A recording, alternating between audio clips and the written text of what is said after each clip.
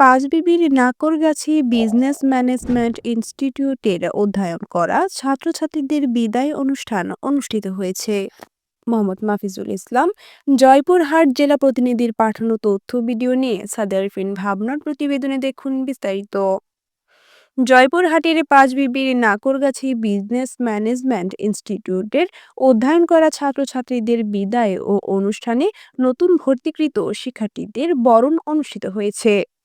আজ ১৬ জুন সোমবার দুপুরে প্রতিষ্ঠান প্রাঙ্গণে বিদায় ও বরণ অনুষ্ঠানে প্রধান অতিথি ছিলেন উপজেলা নির্বাহী কর্মকর্তা রুমানা রিয়াজ।